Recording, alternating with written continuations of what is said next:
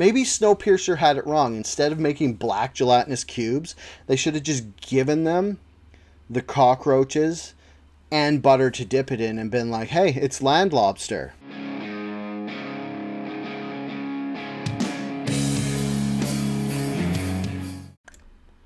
Hello, everyone. Welcome to episode 284 of Outrage Factory. It's just me, all by myself. Adrian was going to do it with me this morning because he's a trooper and a champ. Even though he has family over, he said, Dale, I'll take time out of my day and I will record with you. But time, commitments, constraints, what have you, got the better of him, and he was really sorry he couldn't talk to you fine people. And he said, Dale, it breaks my heart.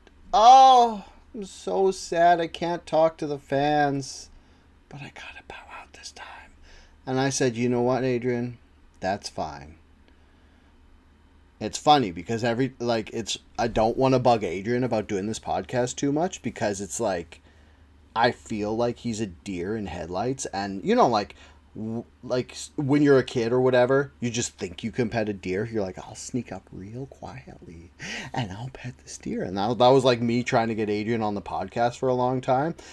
And then I would just be like, hey, Adrian, you want to come on my podcast? He'd be like, oh. And he'd get all like weirded out and he would like run away into the forest. And then like a while later I'd see him and I'd be a little cooler. I'd pretend I was a person who wasn't crazy. And I'd be like, hey, Adrian, would you mind if you have the time to be on my podcast? And then I'd scare him away. And then eventually he just agreed to come on. I guess he was bored. I don't know. Had nothing better to do. Got sick of people not listening to his opinions, which I have all day for Adrian's opinions. All day, every day. Adrian wants to tell me any story. I'm like, whatever else is happening, I'm done. Let's go. I'm locked in. I have the opposite of ADD right now because I'm listening to your full story. And then I guess he just liked talking to me, so he agrees to do it. But not this time.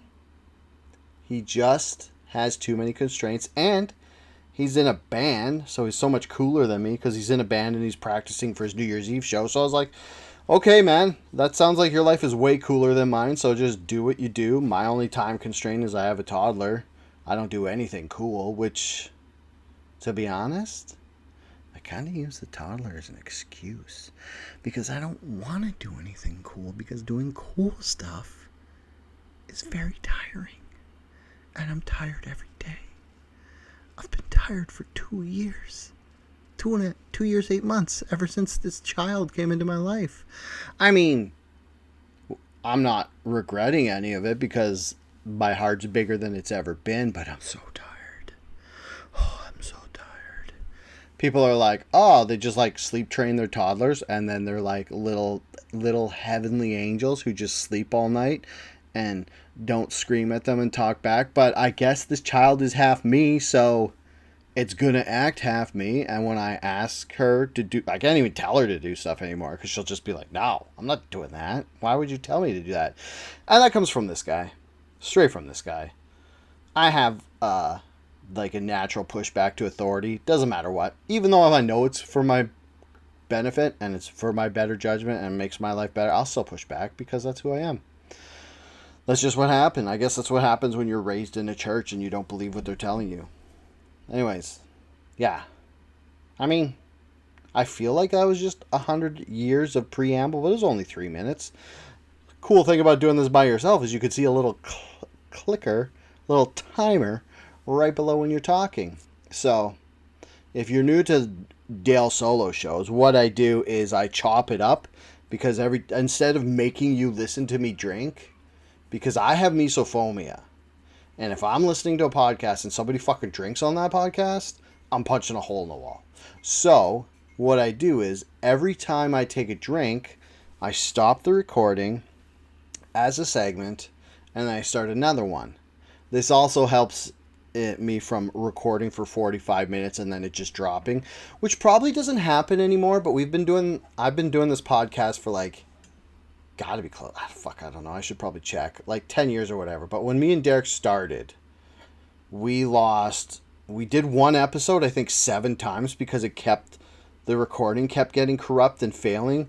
And then I've had it before where I'll just be recording and then I'll just like freeze and screw up, like you lose your internet or whatever. So now what I do is I cut it up into snippets, between drink snippets, and then that way if it screws up and I lose something, it's only like however long it took me between drinks. So it's only been 5 minutes, but this is going to be my first edit. Okay, so what happened was I had the first video I recorded, the first 5 minutes, I had it on AI cutout where it cut me out and had no background. But then I went to watch it back and it was all stuttery. And I was like, does my computer not handle AI? Am I not equipped for the future? Is my 10-year-old laptop not going to escort me into riches of the AI fortitude or whatever? Anyway, so you have a background now. I'm in the corner of the bedroom, so you can see there's just a rack of stuff there, and there's a lamp there, and I got a nice little map of Seattle, old 1920s map from Puget Sound to Seattle. So that's fun. That's a good thing to look at if you don't want to look at my face. You can just check out the map, and if you zoom right in, it has fathoms of how deep the ocean is in these different parts. It's a pretty cool map. I don't know anything about it because I just bought it at a set sale, which is like a garage sale for movies. So, yeah, I was just going by the date that's written in the corner. So anyways, episode 284. I have some things I want to talk about. I'm not doing a year-end breakdown or whatever since it's still 2025. This year has been 2 decades long. All the shit that's happened in it, especially the last half, like the whole Charlie Kirk right-wing Civil War thing that's been happening since just September. Like, it's only been 3 months. It happened 9/10. So September 10th. That's 3 months, 2 weeks ago.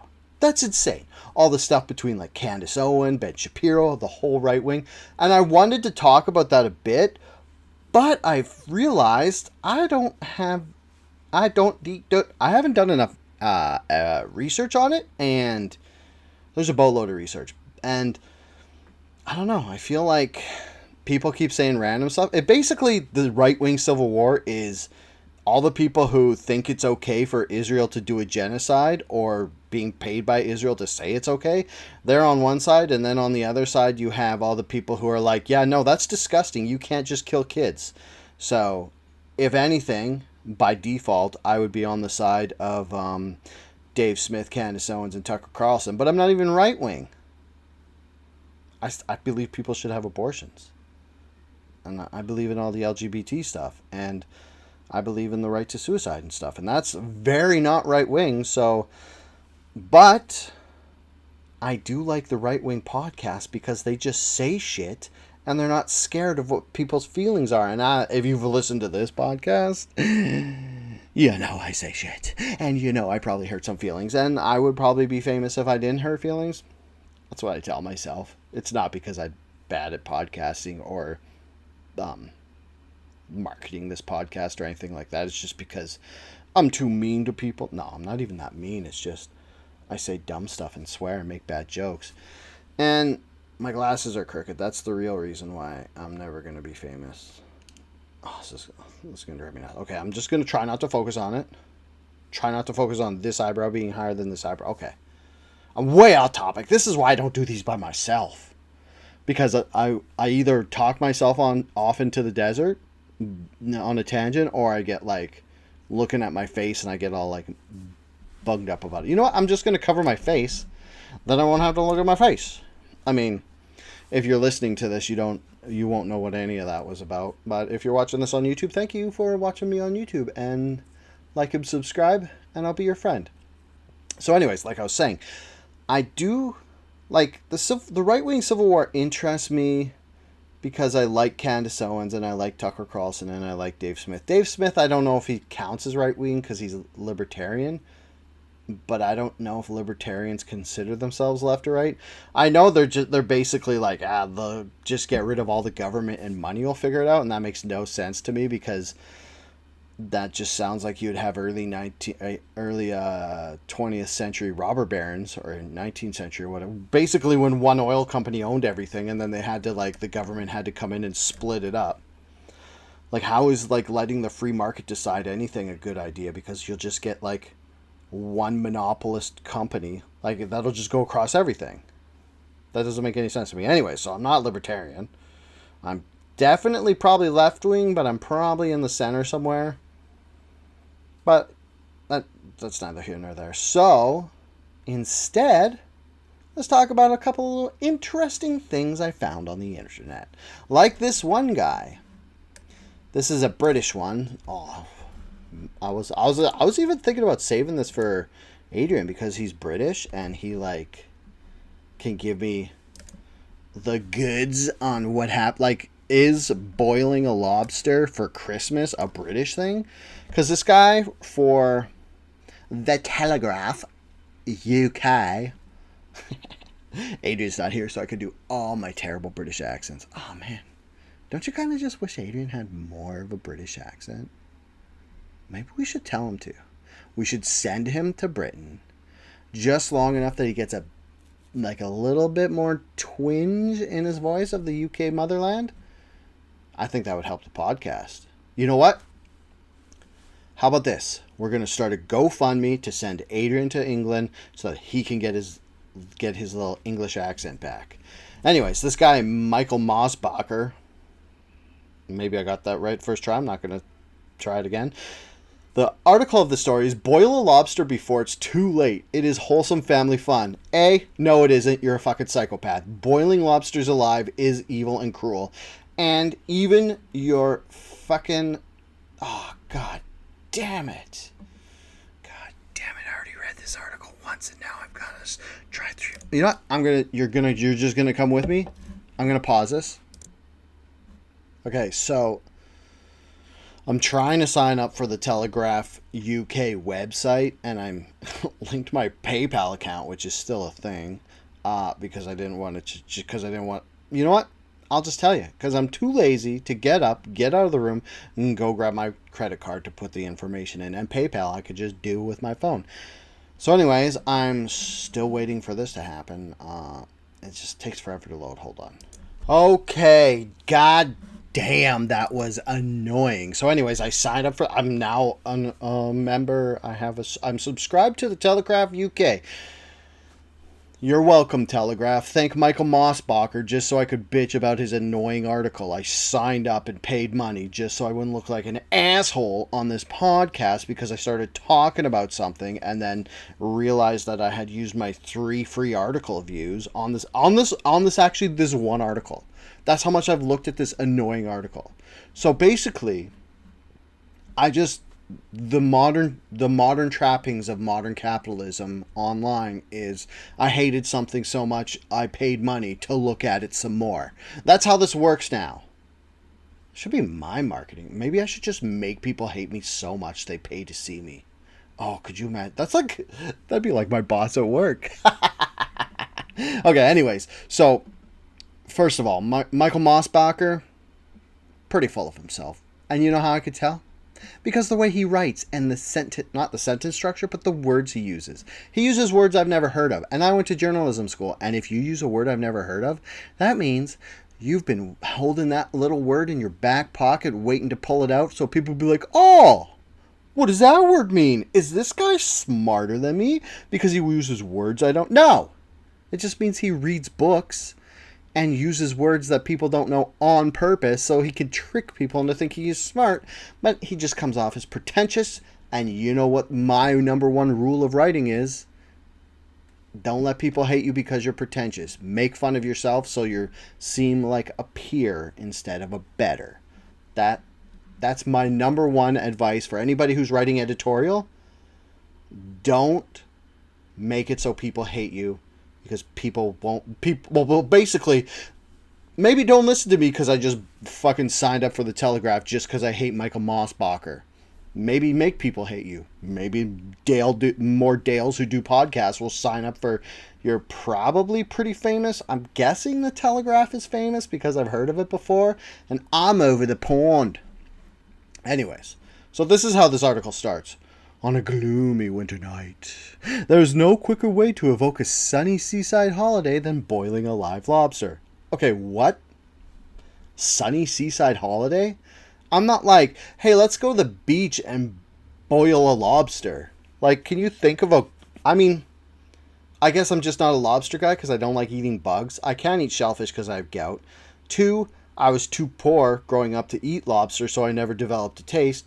3, it just tastes like butter, which is whatever. I could take her... I grew up on margarine, so I'm not a butter fan. Secret's out. Call that what you will. And 3, they're bugs. Like, would you eat a cockroach and dip it in butter? Maybe Snowpiercer had it wrong. Instead of making black gelatinous cubes, they should have just given them the cockroaches and butter to dip it in and been like, hey, it's land lobster. Anyways, so this guy's talking about it, and he's like, so what's happening is England is going to make it illegal somehow. I don't know how they're going to please. He says in the article there's no way they're going to please us, because what are they going to do? Go to your house and make sure that you're... So basically now all restaurants in England, UK, Britain, whatever the proper term is, I'm not sure. I just found out that England and Britain were two different things. Who fucking knew? Not this guy. I don't pay attention to that. Anyways, so basically now you can't be a fucking Neanderthal and just boil lobsters alive. You can't just put a live thing into boiling water and be like, oh, I'm killing that in the most horrific way possible, because people were like, lobsters don't have feelings. They don't know. They're just reactionary. And then they did a sentient study and they realized that, yeah, fish are sentient. We can't just kill them murderously and inhumanely, because that's inhumane, even though they're not humans. So anyways, that guy Boris Yeltsin, remember that wacko? His government decided that, yeah, this is gross. So this guy goes on and he's like, he talks about how boiling lobsters alive was one of the fun things for his kids when they were younger. They would like scare the mom with a live lobster. I mean, I might be the oldest man alive, but shenanigans with lobsters, no thank you. No thank you. That's just going to lead to like gross lobster goo getting on everything in your house. Yeah, so, and he's like talking about how he puts it in the fridge and then visitors under a ruse will get a fright. This guy's so British and annoying. God, I hate it. But I want to read something. There was one line that was the most annoying. So yeah, he's talking about this, and he says, now the government is planning to deprive us of this simple pleasure. Labour's animal welfare strategy announces that live boiling is not an acceptable killing method of decapods, i.e. the other crustaceans that includes lobsters, crabs, prawns, and shrimps. Okay, you don't have to use fucking the word decapods if you're just going to say lobsters, crabs, prawns, and shrimps. You just say fucking shellfish with arms. Oh, okay, I guess that's a point, because that's a crime. So okay, whatever. I mean, you know what I mean? Like, why would you use decapods if you're just going to explain what decapods are? Just say what's involved. Save yourself 3 words, bro. I guess I did learn what decapods were. I guess that's another point for fucking Michael McBacher, Schubacher, Mossbacher. Yeah, Michael Mossbacher.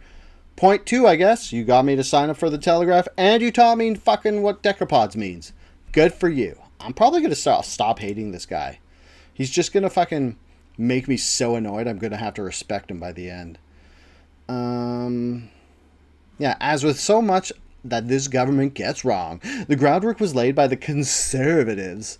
It's so funny because this guy is talking about boiling fish like lobsters alive, which you figure would be a conservative viewpoint, because I find that people who aren't empathetic to animals and their feelings and their sentience would most likely land on the right-wing spectrum. Yeah, because like there's left-wing people who like animals more than people. I guess there's right-wing people who like the solace of not having people there. I mean, the right-wing, I guess you could say they like animals better than government. Unless it's Animal Farm where the animals are the government. Okay. So the legal basis for this guidance that Labour will issue is the Animal Welfare Sentience Act, passed under Boris Johnson's tutelage in 2022. Okay? That's the wrong word. Don't use tutelage there. He's not a teacher. He's not a learner. I don't think tutelage is the right word. I'm not going to make you guys fucking watch my face while I Google it to make sure that's the right use of the word. Dude, the other day I had to fucking Google laid and lay, like the two different, like LAYED and LAID, to know what to use. And I do that so much now. And I still make typos on my tweets and my social media posts. And I just feel like the dumbest person alive. Like, at least in the olden days, I would have a CP style book and I could just flip through it and nobody could see my eyeball history of reading a book. Maybe that's why all these nerds read books so much. It's because there's no eyeball history in books. I think they're onto something. Yeah, maybe I should read books. No, books are stupid. They take forever. Plus, you can't do anything else. Okay. Yeah, sorry. I totally got distracted by the word tutelage there, which is probably why I don't read, because I just every sentence I have to stop because the fucking Michael Mossberger used a word I didn't like. Anyways, this law, amongst much else, offered decapods recognition as sentient beings. Okay, I guess that's good. Now that he explained what decapods are, he can use decapods as shorthand for all those. All right, Michael Mossbacher, you won me over on decapods. You should use that word. The ban on live boiling of crustaceans may work in professional kitchens. Why not use crustaceans the whole time? God, everybody just turned this podcast off because I'm reading and stop. Okay. I will stop being indignant of every word I dislike. No promises. I'll start that paragraph over. The ban on live boiling of crustaceans may work in professional kitchens, although even there it will impose new level of bureaucratic form ticking. That's a British saying, I'm assuming. But how will it possibly be enforced at home? I don't know, Michael Mossbacher. How will it? The device for stunning lobsters that is recommended by campaigners. Is that another British thing? Calling politicians campaigners? I mean, I guess they do campaign, so I guess you could call them campaigners. I guess that does belittle them to the fact of going door to door asking for people to vote them and makes them seem like panhandlers a bit. You know what? Campaigners is an adequate form of belittling politicians. Another point, Michael Mossbacher's. I'm going to fucking I'm going to end up liking this guy. And I'm going to hate myself. And I'm going to delete this podcast. And I'm going to... You know what? I'm just going to waste fucking another half hour on talking about Michael Mossbacher and boiling lobsters alive. Because you know what? I'm by myself. I can do whatever I want. You can stop me. I mean, you could stop listening to me if you haven't already. Dude, you know what would be funny? If I somehow got Michael Mossbacher more fans than this podcast has. That would actually be... That'd be hilarious. And I would laugh. I would laugh along with you guys. I would laugh at myself and with myself. Me, myself, and I, all laughing in tandem that Michael Mossbacher got more fans than me by talking about him and his weird kids boiling lobsters alive and getting British delights out of it. Okay. So, the device. Okay, I'm going to Google the device because it's called Crustaston. And that's amazing because fucking puns. This guy likes puns, as you could tell. This is funny because I'm like talking about this guy and I'm like, I hate big words. I like puns. Just makes me sound like the dumbest guy. The Crustaston is a device designed to administer a lethal electric shock to shellfish. I can't even read anymore. Before cooking. This is marketed as a more humane alternative to boiling a live shellfish. The Crustaston design consists of a stainless steel box approximately the size of a domestic microwave oven. Sorry. I'm just pausing.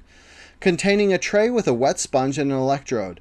The shellfish is placed in the box and upon the lid's closure, the wet sponge conducts the current which electrocutes the animal with a 120 volt 2.5 ampere current.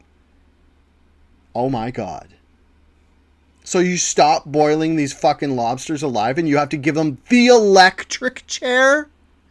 That's the answer. That's the humane way to kill fucking lobsters, is give them the electric chair? The electric chair. And then you know what? They're probably going to be like, oh, that's tawdry and that's gross. We better start giving these lobsters lethal injections. And then they're going to be like, you know what? We're not going to kill these lobsters before we eat them. We're going to put them on death row. And then we're going to leave them in jail forever because they have life sentences and we don't kill people because we're nice. You know what? I was a huge fan of this crusted stun. You know what I do want to know? I'm a welder, so I should know what 120 volt 2.5 amp hour current is. I don't know if that's enough to kill a person. I should know that, but I don't. Oh, look, here's videos. Oh, man. Look at me learning all this stuff. I learned what a decapod was, and now I know what a crustastun is, which still, you know what, Michael Mossbacher? I like the pun crustastun more than I like learning about decapods. So thank you very much. Although campaigners, still good. Okay. So that crustastun retails for around 2,500 pounds, which I can't remember what that's worth. It used to be $2 forever, but it wasn't anymore. Plus VAT, which I don't know what that is. I'm assuming it's British taxes. Not something for the domestic kitchen. I mean, you could buy that instead of a stove. I wonder if you could change it, because it says it stuns them for what, 2 seconds? What did it say? That was on the other page. It stuns them for... Oh, it doesn't say. Hold on. No. Oh my God. Wikipedia wants money too. Sorry, I gave my money to read this Michael Mossbacher article I hate, so I can't give you money, my Wikipedia. Don't worry, I'll give you $20. I gave it to you last year because I do most of my research on Wikipedia. Don't worry, buddies. Oh, also, I kind of made a promise to myself that if I ever got like super famous with my Dale Show podcast, which I'm not going to because I stopped doing it because I don't have time to do research, that I would make part of my profits a donation to Wikipedia, because I do lots of research on Wikipedia. And everybody tells you Wikipedia sucks, but you know what? Fuck them. Wikipedia rules. I've learned more on Wikipedia than I have from Joe Rogan, and that's a lot. And you know who else? Michael Mossbacher. He's new on the scene. He's taught me 3 things: campaigners, decapods, something else I already forgot. And that's the problem. That's why it's so hard to teach me stuff, because I forget 10 seconds later. Okay. This thing, okay, the crustastun renders shellfish unconscious in 0.3 seconds. Seems like a weird number to be able to measure. And kills the animal in 5 to 10 seconds. Whoa, it takes 3 minutes to kill a lobster by boiling it? Yeah, Michael Mossbacher, you're a ghoul. Killing lobsters. Oh, I wish I could kill this thing for 3 minutes still.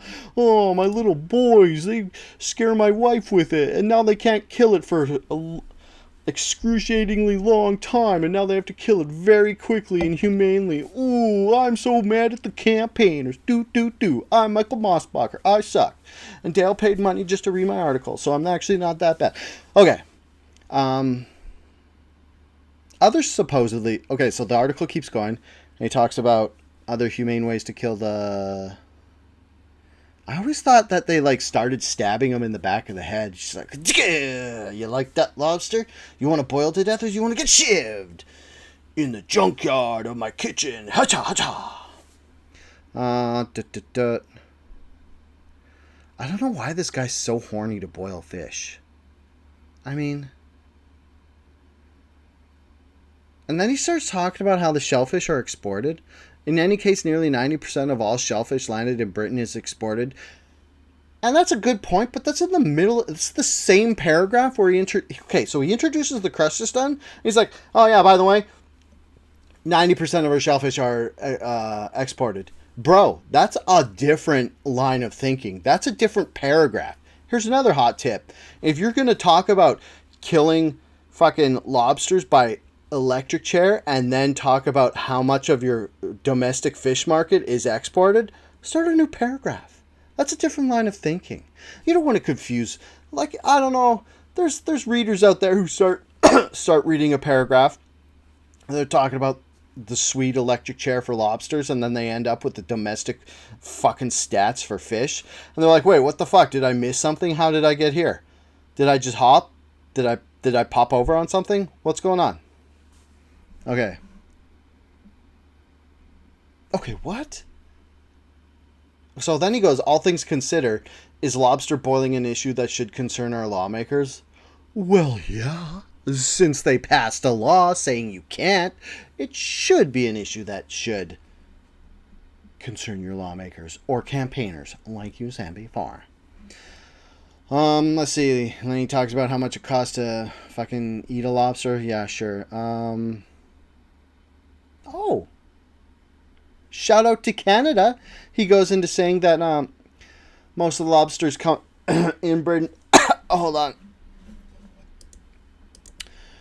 Sorry, so you know how before I was explaining how I'm just going to stop every time I take a drink? Well, I had to take a drink because I've been talking about fucking Michael Mossbacher for 20 straight minutes, and I was getting a bit froggy, so I wanted to take a drink. But unlike Michael Mossbacher, I have this thing where I like to keep subjects contained. I'm not going to go crust to stun fucking fish market news and smash them into the same paragraph. I'm going to finish Michael Mossbacher's boiling a lobster in what... You know what? Actually, I probably shouldn't try to fit this all into one chunk because I feel like this is going to take the whole podcast. Okay, bear with me. Okay, I'm back. I lied about everything. I did start a new chunk. But I'm still talking about fucking Michael Mossbacher and boiling fish because you know what? I don't think I'm done. I don't think I've had enough of Michael Mossbacher. And everybody who's sick of hearing about lobsters being boiled to death probably turned this off already. Fine. Whatever. I have a real job anyway. I don't need your love and your attention or your money. I kind of do. Anyways. Yeah. So, I was saying, shout out to Canada Bros. Apparently all the lobsters in Britain are exported or imported from Canada. So they catch the lobsters and then they export them and then they eat the Canadian ones. And anybody who knows anything about capitalism knows that that means that they get paid more for the fish from England to sell it than it costs to buy lobster from Canada.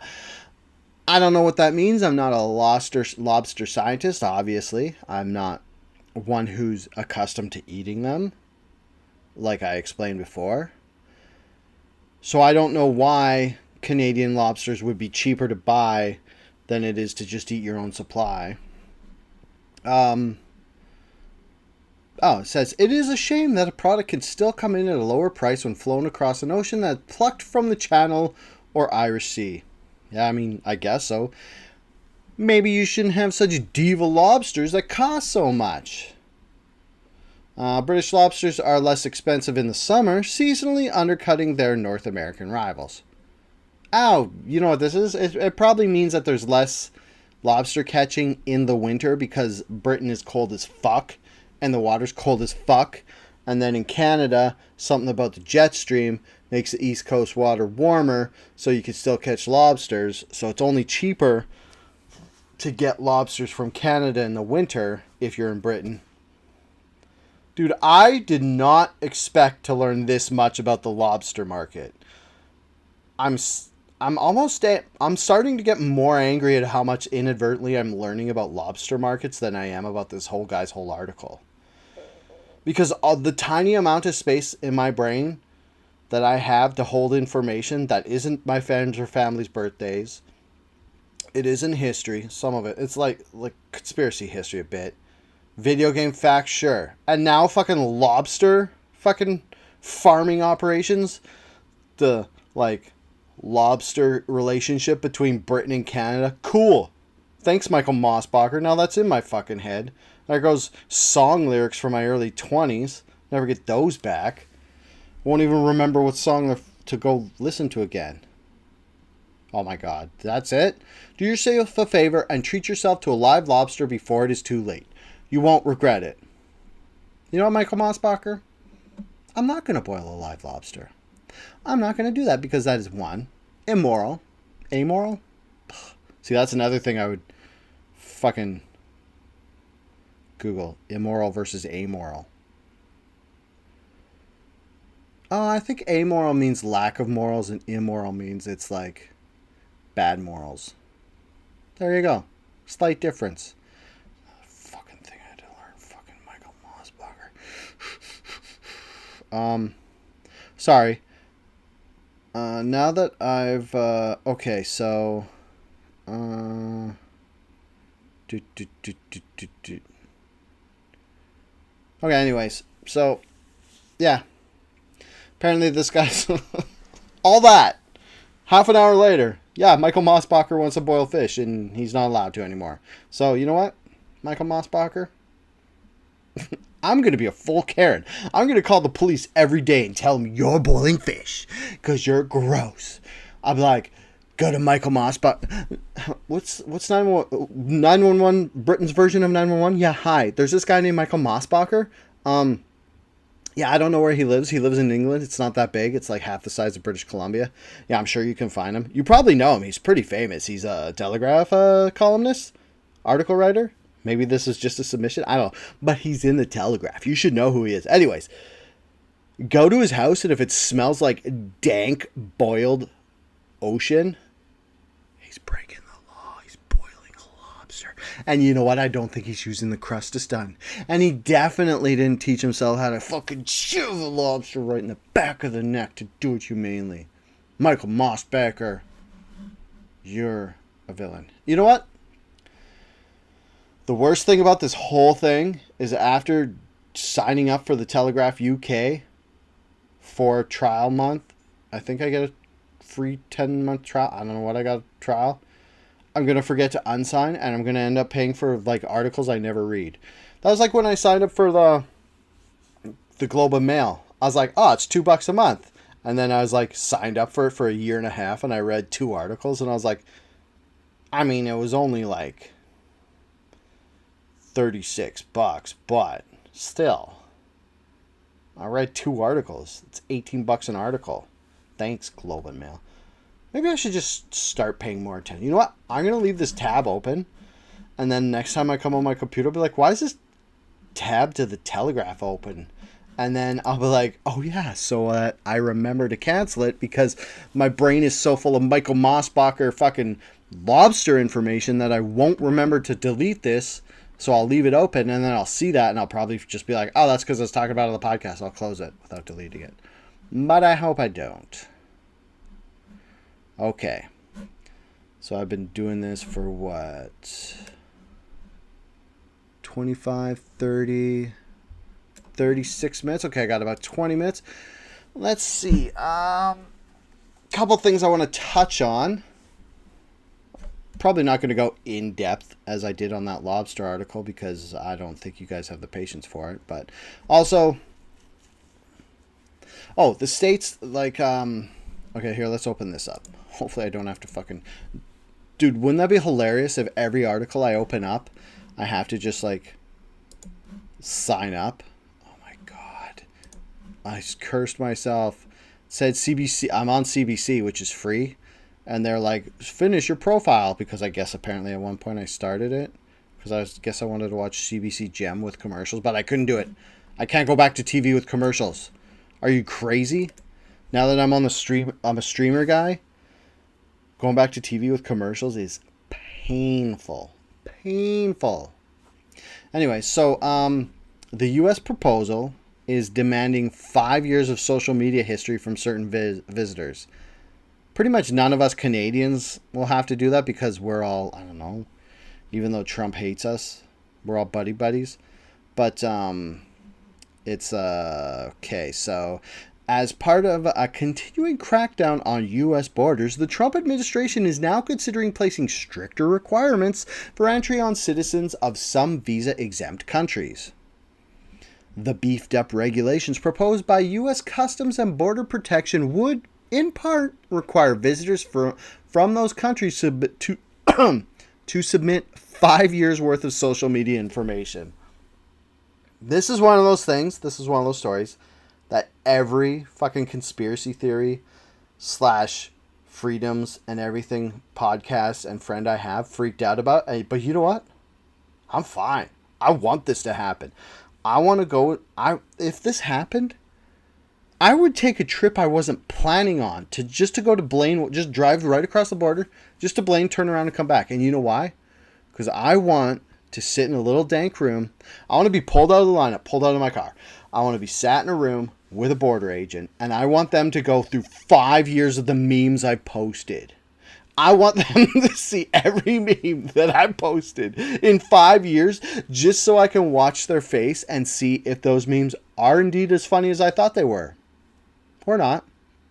I mean, that's a good way. Like, you know how fucking movies and TV shows have, like, focus groups where they get, like, 20 dumb people in there? They're probably not all dumb, but anyways, they get 20 people in there, and then they show them pieces of the unfinished movie. They're like, what do you think? And then the people are like, could you make it dumber and stupider because I don't like that? And then they're like, yeah. And then they're like, hey, why don't we make this movie so it seems like it's a smart boy movie, but it's actually really boring and Dale hates it? And they're like, yeah, maybe we'll win an Oscar if we do that. That's a good idea, guy at the back. Anyways, my focus group for my memes will be this one border agent. And we'll either be best friends by the end of it, or he will kill me in my car. He'll kill me in the parking lot because I made him go through that. Also, besides my memes, I would love for every person that I talk to when I go across the border. They're like, hey, do you have social media content? And I'll be like, whoa, it just happens that I have a podcast. And then imagine being forced to watch 5 years of this podcast before you could decide if you want me in your country. And then it's just like a half hour of me talking about boiling lobsters in Britain. Oh my God. Oh, I want this law to pass so bad. Just so I could drive to Britain. Or just so I could drive to the States. I'll be like, I'm going to Anacortes this weekend. And my girlfriend will be like, didn't you just go last weekend? I'm like, yeah, but I made more podcast episodes. I need the border agents to tell me what they think about them. Also, I posted some memes. I don't know if they're a bit too racy for the enforcement community, so I want to ask my bro at the border what he thinks about it. Dude, this is how Dale's going to make best friends. All right, U.S., please pass this law. That's all I have to say about that. I don't really want to get to like the constitutionality and all that stuff, and if that treads on our rights and freedoms. I don't care. Fucking cool. Look at 5 years of my social media. My real name's on my Facebook. Anybody can look at that. It's public. It has all the dumb shit I posted from fucking 15 years ago when I was 31. No, Facebook's older than that, isn't it? When did Facebook come out? Oh my God, imagine if they fucking did this and it inadvertently relaunched MySpace. Did you know Justin Timberlake owns MySpace? Did you know that? When they did that movie, The Social Network, about Facebook, Justin Timberlake was like, wow, this stuff's really important. I have a whole bunch of money. I'm going to buy MySpace. I wonder if Justin Timberlake still owns MySpace. Oh my God, wouldn't that be funny? If you go on MySpace, and remember Tom from MySpace, how it was like, every MySpace you started, you were Tom's friend. Was that MySpace? Wouldn't that be funny if it was now you're Tim's friend, Justin Timberlake? You go on, and it's because there's that poster of like Tom, he's like that, wearing a white shirt. If Justin Timberlake did that pose and then went in and retroactively swapped out everybody's first friend as Tim. Anyways, yeah, he swapped out everybody's first friend for him. That would be hilarious. You know what? It'd be worth the NSA reading all my emails, and then, or you know what? The NSA's not reading my emails. They're gonna fucking make AI do it. Oh, I take it back. What a ripoff! I'm not gonna get a border agent to read all my memes. They're just gonna make some sorry ass AI bot do that. Oh my God, the funniest thing happened with AI. So, I was on, what was it? Facebook. I get these dumbest targeted ads about stuff that apparently they listen to this podcast and know how much I complain of shit. So they're like, well, this guy's the oldest man alive. Let's give him an ad. I can't remember what it's called, but it's this thing where it's like, it talks about how you have dead skin and stuff on your back and you don't get rid of it. So that's why you're always itchy. So it's basically like a stainless steel. I don't know if it's stainless, but it's basically like a shower towel, and it's probably got silver woven in it because it's antibacterial, and you like scrub it across your back to like get rid of all the dead skin. I have too many moles for this. This just sounds like I'd be fucking die of blood loss in the shub. But anyways, I commented on this and I said, it's full of dingleberries. If you don't know what a dingleberry is, it's when a piece of poop is on a hair on your butt and then it dingles and berries. Anyways, so insinuating that somebody's going to floss with this steel towel up and down their crotch, which is funny, and then it's going to rip off all the dingleberries, which is funny. And then like underneath they said, "We're sorry to hear that about your bad interaction with our product. Could you email us more details?" And I was like, okay, either this is the most hilarious person ever who had to like read through all of the fucking comments and find ones that were bad, or I just tricked AI into thinking that dingleberries is an actual thing that people are upset about. Which I guess people would be upset about dingleberries, but the thought of AI not knowing what dingleberries are gives me a little bit of hope for our future. It means that maybe we're not all going to be living under a bridge, sucking AI's beans for money. I mean, we probably still will be, but it won't. I mean, it doesn't need to know the word dingleberries for that to not happen, but it's still funny. Oh yeah, another thing I wanted to touch on. I wasn't like, these are just things I'm going to touch on because I didn't do enough research to get too in depth with them. Is Netflix is trying to buy Warner Brothers, which I was a fan of. I was like, hell yeah, I love Netflix. You know who likes watching TV in his house without having to go pay for it or buy it or go to a movie store and pay $7 every time I want to watch a movie? This guy. I fucking love Netflix. The user interface, it doesn't have the best content. That's probably Prime, which hurts my soul to say because Prime is an evil company. But Netflix has the best content. Gonna take a drink. Hold on. Netflix has the best user interface. It's the most stable. Like, I never have to, like Disney Plus, every time I fucking leave the room to get a snack, I come back, I have to log in again. And then I fucking hit back on the browser and it goes to, like, just starts playing something random I watched before. Whereas Netflix is like, we got you, bro. We know we don't want to wake up their family. It's late at night. You go get a snack. We'll remember where you are. Oh, you haven't watched this movie in 2 years? We'll keep your place. Don't worry, buddy. So yeah, I want them to buy Warner Brothers, Paramount, HBO. But remember a while ago, I think it was 2 podcasts ago, I was talking about how Dodge sued Ford just so they wouldn't pay their employees more. This is like why everybody hates fucking capitalism. It's not because capitalism is bad, because buying stuff is rad. I love buying stuff. It's because people do shit like hostile takeovers, which I don't fully understand. But somebody else, once Netflix said, they're like, hey, we'll give you fucking like $82 billion or something for Warner Brothers Discovery. What is it? Yeah, Warner Brothers Discovery TV and Film Studio. So they're going to buy all of that. So they're going to say, oh yeah, Netflix to a quote for $72 billion. And I thought this was done because Netflix sent me an email, like a flex email. They're like, guess what? We're fucking buying Warner Brothers Discovery. And I was like, oh shit, are you, Netflix? That's crazy. And then I asked my brother about it. He's like, has that gone through yet? And apparently it hasn't gone through because the fucking... some people don't want them to buy it because, I don't know, the Ellis family wants to buy it.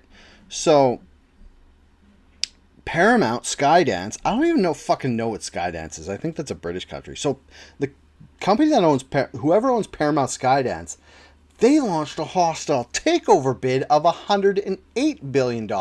And basically what that means is they heard that fucking Netflix was going to pay $72 billion for Warner Brothers Discovery. And they're like, you know what? Board of directors, we're going to give you $108 million. That's an increase of $36 billion. That's exactly 50%.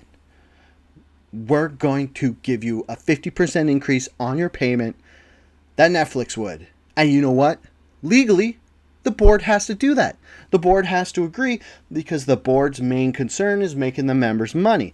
And that would make them 50% more money, so they have to take it over. That's why it's called a hostile takeover, because nobody has a choice. We just spent the last decade learning about fucking consent and coercion and how those are different, and how when you get consent at the beginning, it doesn't count for the whole thing because people are allowed to change their minds. And then we just have evil corporations being like, hey, we're going to put fucking Paramount and Warner Brothers as the same company. Are you serious? That's ridiculous. That's just ridiculous. There's like 2 companies that make movies anymore. Or 3, I guess it's Disney, who owns Touchstone and Fox and all the other fucking companies they own. Then you have Paramount Skydance, who owns a bunch of other shit. And then you have Warner Brothers Discovery, who are the last ones. And you're going to put Paramount and Warner Brothers together as one company? Isn't that fucking all of Hollywood? And who's going to own them? Some like fucking rich Zionist guy? Oh, that sounds like a good idea. Cool. I bet we'll get a whole bunch of rad movies after that. I mean, they probably wouldn't change at all if you ask me. Anyways, so yeah, I just wanted to let people know that that's dumb. I want Netflix to buy Warner Brothers because I don't want to keep paying for Paramount Plus just to watch Warner Brothers shit. That's another thing. Paramount Plus doesn't even have their own streaming thing. It's a subsidiary of Amazon Prime that I have to pay again. Like, I have to get an Amazon Prime account for whatever, $12 a month. Then I have to go in and I have to fucking do add-ons. I have to be like, hey, can I also watch Paramount Plus that I got just to watch Star Trek and fucking some movies? I can't remember. And they're like, yeah, if you give us money, you poor. I'm like, fuck. Just make everything under Netflix. Okay, not everything. I just went through complaining about how you can't have one main oligarch. But you know what? Hollywood, you're done. Fuck it. Let Netflix own half you. Does that make my life better? Probably. Netflix is giving me grade A content. And Warner Brothers owns DC. I fucking hate how tiered all these corporations are. It's like, you have Warner Brothers Discovery, who owns DC. Since the 80s, since the first Batman or something. Anyways. I want more fucking... Dude, how rad would it be if all... Like, you know how Disney owns all the Marvel, so all the Marvel gets the Disney treatment? How fucking rad would it be if every single DC IP got the Netflix treatment? I mean, some people wouldn't like that because they didn't like Titans and that stuff. Who owns a CW? I think that's Warner Brothers. Fuck, I should have done some research. This is why I'm only talking about this sparingly, because I didn't do too much research. Anyways, yeah. So, fuck Paramount Skydance. Don't let them buy it. I want Netflix to buy it. You know what? I'm going to Google this, and I'm going to see what is happening with Warner Bros. Let's see if there's any news on this before the new year. It just says how they sparked a war. How long can the theater... yeah. So anyways, it's all fucking... I hate when you, like, want to go look at news. You're like, Warner Brothers Discovery. Hit the news icon. And it's like, fucking...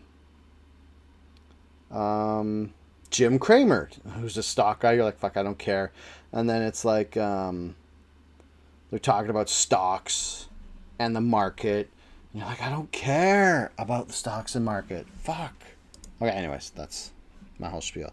And then the last thing I'm going to talk about, because I think I've been podding for over an hour and stuff. So the last thing I'm going to talk about is Chinese billionaires using American surrogates, which is fucking nuts.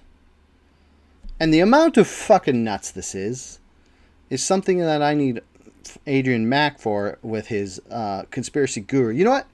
I'm going to save this for when I could talk about this for Adrian Mack, because this isn't like that timely. It's from 2 weeks ago anyway, and it's been about the year. So the short and skinny of it, here's a teaser for next episode when I ask Mack about this and what he thinks, because he's going to know like stuff from the past that I don't.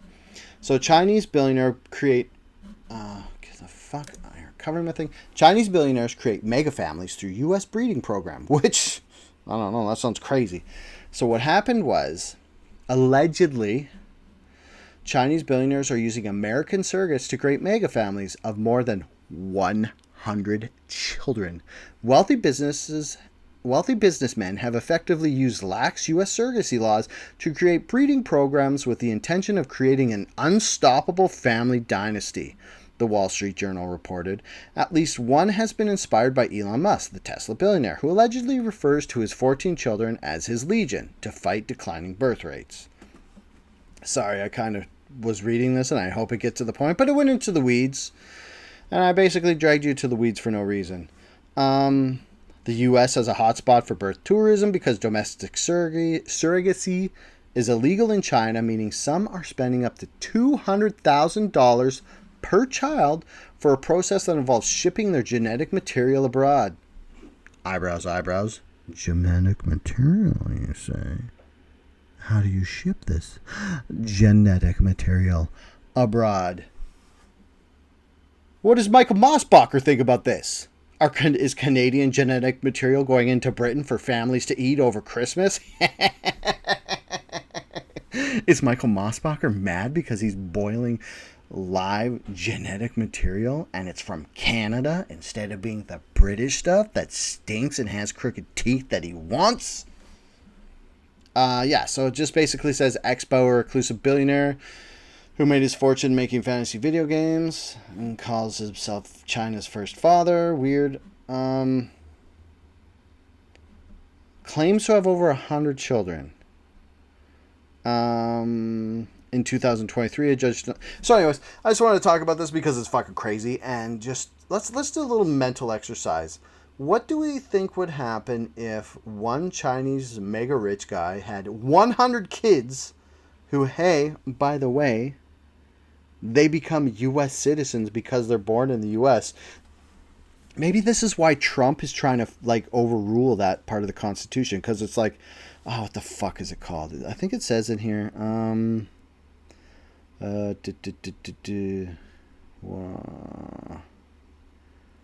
birthright citizenship is the thing that refers to... So babies born in the U.S. are considered American citizens through the 14th Amendment, although Donald Trump, the U.S. president, is attempting to dismantle birthright citizenship through a Supreme Court challenge. What if Donald Trump is right? That's the scariest fucking thing about all of this. What if Donald Trump saw this and realized that if this one guy has 100 surrogate children in the States, how many fucking others are there? And it's not above the Chinese government to do this on behalf of themselves. What if the Chinese government is fucking sending in soldiers through the mail, genetic material soldiers, impregnating